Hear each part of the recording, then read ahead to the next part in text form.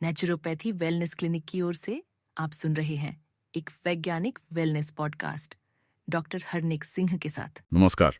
आज हम शरीर के एक ऐसे हिस्से पर बात करने वाले हैं जो पर्दे के पीछे रहकर हमारे लिए किसी सुपर हीरो से कम काम नहीं करता। हमारा लिवर। हम इसे बस एक अंग समझते हैं, लेकिन असल में ये शरीर की एक विशाल केमिकल फैक्ट्री है जो हर रोज 500 से भी ज्यादा अलग अलग काम संभालती है। सही कहा। और जो बात इसे सच में असाधारण बनाती है वो ये है कि ये सारे काम एक साथ करता है। ये एक ही समय में आपके खाने से प्रोटीन बना रहा है, पिछली रात की दवा को शरीर से बाहर निकाल रहा है और भविष्य के लिए एनर्जी भी स्टोर कर रहा है। ये मल्टीटास्किंग की एक मिसाल है जिसे हम अक्सर फॉर ग्रांटेड ले लेते हैं। बिल्कुल। और इसीलिए आज की हमारी चर्चा इसी से जुड़ी एक बढ़ती हुई समस्या पर है, फैटी लिवर। हमारे पास एक नेचुरोपैथी और आयुर्वेदिक पोषण क्लिनिक से मिले कुछ दिलचस्प स्रोत हैं और हमारा मिशन है इस जानकारी को खंगालना, इसे आसान बनाना और ये समझना कि लिवर के स्वास्थ्य को लेकर अलग अलग नजरिए क्या कहते हैं। तो चलिए इस पर गहराई से उतरते हैं। 500 से ज्यादा काम, ये सिर्फ कहने की बात नहीं है। ये हमारे शरीर का मेन डिटॉक्स सेंटर है, मेटाबॉलिक मैनेजर है और एनर्जी रेगुलेटर भी। एक तरह से ये वो अदृश्य इंजीनियर है जो सुनिश्चित करता है कि शरीर की मशीनरी बिना रुके चलती रहे। हाँ, और डिटॉक्स सेंटर शब्द भी इसके काम को पूरी तरह से बयान नहीं करता। ये सिर्फ फिल्टर नहीं है, ये एक प्रोसेसर है। हर सेकंड ये भोजन, शराब और दवाओं से आने वाले जहरीले पदार्थों को पहचानता है और उन्हें ऐसे हानिरहित पदार्थों में बदल देता है जिन्हें शरीर बाहर निकाल सके। ये सिर्फ गंदगी साफ नहीं कर रहा, ये कचरे को रिसाइकिल कर रहा है। और बाइल बनाने का काम, मुझे ये एनालॉजी बहुत पसंद है कि बाइल फैट पचाने के लिए कुदरत का अपना डिशवॉशिंग सोप है। इसके बिना हम अपने खाने से जरूरी फैट्स को अब्सॉर्ब ही नहीं कर पाते। और ये विटामिन ए, डी, ई, के और B12 के साथ साथ आयरन और कॉपर जैसे मिनरल्स का एक वेयरहाउस भी है। इसमें एक और हैरान करने वाली बात है जिसके बारे में ज्यादा लोग नहीं जानते, कप्फर सेल्स। कप्फर सेल्स? हाँ, कप्फर सेल्स। इन्हें लिवर की अपनी इम्यून फोर्स समझिए। जब खून हमारी आंतों से गुजरकर लिवर तक पहुंचता है तो उसमें खाने के साथ आए बैक्टीरिया, वायरस और टॉक्सिन्स भी हो सकते हैं। ये कप्फर सेल्स उन पर हमला करके उन्हें वहीं खत्म कर देती है। ये तो कमाल की बात है। मतलब जब हम खाना खाते हैं तो लिवर सिर्फ पोषक तत्व ही नहीं निकालता, बल्कि एक गेट कीपर की तरह खतरनाक घुसपैठियों को भी वहीं रोक देता है। शरीर की अपनी ही एक बॉर्डर सिक्योरिटी फोर्स है ये सब जानने के बाद ये समझना और जरूरी हो जाता है कि जब इस सिस्टम में गड़बड़ी होती है तो क्या होता है। और यहीं से हमारी कहानी फैटी लिवर की तरफ मुड़ती है। इसका मेडिकल नाम है हेपेटिक स्टीएटोसिस। आसान भाषा में कहें तो लिवर की कोशिकाओं में बहुत ज्यादा फैट, खासकर ट्राइग्लिसराइड्स का जमा हो जाना। हाँ, और ये सिर्फ थोड़ा सा फैट जमा होना नहीं है। इसे ऐसे समझें कि लिवर एक व्यस्त और कुशल किचन है। ग्रेड 1 फैटी लिवर में बस सिंक में कुछ बर्तन जमा हो गए हैं, थोड़ी सफाई और ध्यान देने से काम चल जाएगा। आपको शायद हल्की थकान या पेट में भारीपन महसूस हो। अच्छी बात यह है कि यह स्टेज पूरी तरह से रिवर्सिबल है। ठीक है, तो ग्रेड 1 एक चेतावनी की तरह है, एक वेकअप कॉल। फिर ग्रेड 2 का क्या मतलब है? ग्रेड 2 में किचन में गंदगी फैलने लगी है और काम धीमा हो गया है। लिवर में 34 से 86% तक फैट जमा हो चुका है। अब आपको सूजन, अपच जैसे लक्षण दिखने लगते हैं। यह एक अलार्म बेल है। इसे भी सही देखभाल से ठीक किया जा सकता है, लेकिन मेहनत ज्यादा लगेगी। और ग्रेड 3, मुझे डर है कि किचन का हाल और बिगड़ने वाला है। बिल्कुल। ग्रेड 3 में किचन की नालियां जाम हो चुकी हैं और अब एक बड़े प्रोफेशनल रिपेयर की जरूरत है। 86% से ज्यादा फैट जमा होने से लिवर में फाइब्रोसिस यानी स्कार टिश्यू बनने लगते हैं। यह लिवर के सख्त होने की शुरुआत है। और इसके बाद की स्टेज है सिरोसिस। वो तो किचन में आग लगने जैसा है, एक ऐसी स्थिति जो ज्यादातर इरिवर्सिबल मानी जाती है। लेकिन सबसे जरूरी बात यह है कि आग लगने से पहले उसे रोका जा सकता है। ये एनालॉजी इसे बहुत अच्छी तरह समझाती है। तो अब सबसे बड़ा सवाल, ये आग लगती क्यों है? किचन में इतनी गंदगी जमा होती ही क्यों है? स्रोत में इसके कुछ बहुत स्पष्ट कारण बताए गए हैं। और इसमें सबसे पहला कारण शायद वही है जिसके बारे में हम सब जानते हैं, रिफाइंड चीनी और बेकरी प्रोडक्ट्स। इनमें मौजूद फ्रुक्टोज शरीर के बाकी हिस्सों में आसानी से इस्तेमाल नहीं होता, इसलिए वो सीधा लिवर के पास प्रोसेसिंग के लिए भेज दिया जाता है। और जब लिवर पर फ्रुक्टोज का बोझ बढ़ता है तो वो उसे फैट में बदलकर स्टोर करने लगता है। दूसरा बड़ा विलेन है शराब। जब हम शराब पीते हैं तो लिवर उसे तोड़ने के लिए एसिटाइल्डिहाइड नाम का एक जहरीला केमिकल बनाता है जो सीधे लिवर की कोशिकाओं को नुकसान पहुंचाता है। लेकिन यहाँ एक बहुत ही चौंकाने वाली बात सामने आती है। हम फैटी लिवर को अक्सर खान-पान से जोड़ते हैं, लेकिन स्रोत के अनुसार हमारा मानसिक तनाव भी लिवर में सीधे फैट जमा कर सकता है। ये एक बहुत महत्वपूर्ण कनेक्शन है। जब हम लंबे समय तक तनाव में रहते हैं तो शरीर में कॉर्टिसोल नाम का स्ट्रेस हार्मोन बढ़ जाता है। ये हार्मोन शरीर को फाइट या फ्लाइट मोड में रखता है और लिवर को संकेत देता है कि वो फैट जमा करना शुरू कर दे ताकि आपात स्थिति के लिए एनर्जी बची रहे। मतलब ऑफिस का स्ट्रेस भी लिवर के लिए उतना ही हानिकारक हो सकता है जितना कि एक मीठी मिठाई। ये एक ऐसा कनेक्शन है जिस पे ज्यादातर लोग ध्यान नहीं देते। इसके अलावा स्रोत में कोलिन नाम के एक पोषक तत्व की कमी का भी जिक्र है। कोलिन ये ज्यादातर अंडे और मीट में पाया जाता है। इसका काम एक ट्रक की तरह लिवर से फैट को बाहर निकालकर बाकी शरीर में भेजना है।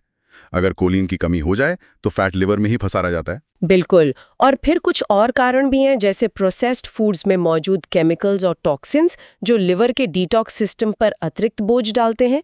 एक गतिहीन जीवन शैली यानी दिन भर बैठे रहना जिससे शरीर का मेटाबॉलिज्म धीमा हो जाता है। और एक बहुत ही जरूरी लिंक है हमारी आंतों के स्वास्थ्य से। हाँ, लीकी गट वाला पॉइंट काफी दिलचस्प है। हाँ, जब हमारी आंतों की परत कमजोर हो जाती है तो एंडोटॉक्सिन नाम के जहरीले पदार्थ खून में लीक होकर सीधे लिवर तक पहुंच सकते हैं। लिवर इन्हें एक हमले के तौर पर देखता है और इससे वहां सूजन और फैट का जमाव शुरू हो जाता है। तो यह सिर्फ एक कारण नहीं बल्कि कई चीजों का एक कॉकटेल है जो लिवर को बीमार करता है। ठीक है, तो हमने कारणों की एक लंबी लिस्ट देख ली, चीनी, शराब, तनाव और भी बहुत कुछ। ये सब सुनकर कोई भी निराश हो सकता है। तो अब सबसे बड़ा सवाल यह है कि क्या इस चक्र को तोड़ा जा सकता है? स्रोत के अनुसार इसका जवाब हाँ है और उनका समाधान काफी व्यवस्थित और समग्र है। हाँ, यह सिर्फ एक गोली खाने जैसा नहीं है बल्कि एक पूरे सिस्टम को ठीक करने जैसा है। स्रोत में 4 मुख्य आयुर्वेदिक फॉर्मुलेशंस का जिक्र है जो अलग-अलग पहलुओं पर काम करते हैं। चलिए उन्हें एक एक करके समझते हैं। पहला है tab curcumin C3 complex plus. इसमें हल्दी का सत्व मतलब करक्यूमिन और काली मिर्च का सत्व पिपरिन है। हम सब जानते हैं कि हल्दी फायदेमंद है, लेकिन स्रोत बताता है कि यह सीधे लिवर की सूजन को कम करके उसे बचाता है और बढ़े हुए लिवर एंजाइम्स मतलब SGPT, SGOT को सामान्य करने में मदद करता है। दूसरा फॉर्मुलेशन है टैब प्रोटेक्ट लिवर। ये लिवर की कोशिकाओं को सीधे तौर पर मजबूती और नई जान देने पर केंद्रित है। इसमें मिल्क सिसल जैसी जड़ी बूटी है जो सदियों से लिवर के पुनर्निर्माण के लिए जानी जाती है। साथ ही इसमें NAC N-एसिटिलसिस्टीन भी है जो शरीर के मास्टर एंटीऑक्सीडेंट ग्लूटाथायोन का उत्पादन बढ़ाने में मदद करता है, जो लिवर को फ्री रेडिकल डैमेज से बचाता है। तीसरा फॉर्मुलेशन शरीर की अंदरूनी सफाई पर केंद्रित है। इसका नाम है कैप्टॉक्सिडेक। इसमें मेथी और मुलेठी जैसी जड़ी बूटियों का इस्तेमाल किया गया है जो पारंपरिक रूप से शरीर से मेटाबॉलिक कचरे को बाहर निकालने और डिटॉक्स पाथवे को सपोर्ट करने के लिए जानी जाती हैं। ये उस जाम हुई किचन की नालियों को खोलने जैसा है। और चौथा एक टॉनिक के रूप में है सिरप लिवोडेक। इसमें गिलोय और आंवला जैसी इम्यूनिटी बढ़ाने वाली और लिवर को ताजगी देने वाली जड़ी बूटियां हैं। ये रोजमर्रा के रखरखाव और लिवर को मजबूत बनाने का काम करता है। लेकिन स्रोत ये साफ करता है कि ये सप्लीमेंट्स जादू की छड़ी नहीं है। असली बदलाव जीवन शैली से आता है। हाँ, और जीवन शैली वाले दिशा निर्देश सुनने में तो किसी तपस्वी की दिनचर्या लगते हैं। जैसे सुबह की शुरुआत एक हर्बल काढ़े से करें, दोपहर 12 बजे से पहले नाश्ते में केवल फल खाएं, दोपहर के खाने में मिलेट्स यानी मोटे अनाज पर जोर दें, और सबसे मुश्किल हिस्सा रात का खाना सूरज ढलने से पहले, और उसमें भी हल्का सूप या खिचड़ी। साथ ही गेहूं, डेयरी, रिफाइंड चीनी और सभी तरह के पैकेज्ड फूड्स को पूरी तरह से बंद करने की सलाह दी गई है।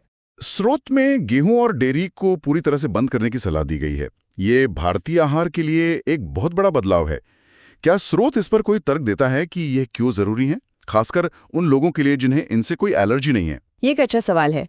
स्रोत का तर्क ये है कि आधुनिक गेहूं जिसमें ग्लूटेन की मात्रा अधिक होती है और प्रोसेस्ड डेयरी उत्पाद कुछ लोगों में सूजन यानी इन्फ्लेमेशन पैदा कर सकते हैं। उनका दृष्टिकोण ये है कि जब लिवर पहले से ही बोझ तले दबा हुआ है तो हमें हर उस चीज़ को हटा देना चाहिए जो शरीर पर ज़रा सा भी अतिरिक्त बोझ डाल सकती है, चाहे वो एलर्जी हो या हल्की सूजन। ये शरीर को ठीक होने के लिए एक साफ माहौल देने जैसा है। और एक और महत्वपूर्ण बात, रात 10 बजे तक सो जाना।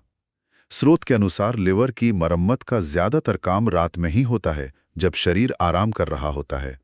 ये सुनने में मुश्किल लग सकता है, लेकिन स्रोत का तर्क ये है कि ये हमारे शरीर की प्राकृतिक घड़ी के साथ तालमेल बिठाने जैसा है।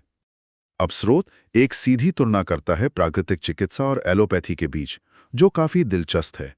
ये समझना जरूरी है कि ये विश्लेषण पूरी तरह से स्रोत के दृष्टिकोण पर आधारित है। चलिए देखते हैं कि वे इस मामले को कैसे प्रस्तुत करते हैं। बिल्कुल, ये उनका विश्लेषण है। स्रोत में 2 एलोपैथिक दवाओं का उल्लेख है। पहली है बिलिप्सा सारोग्लिटाजार 4 mg।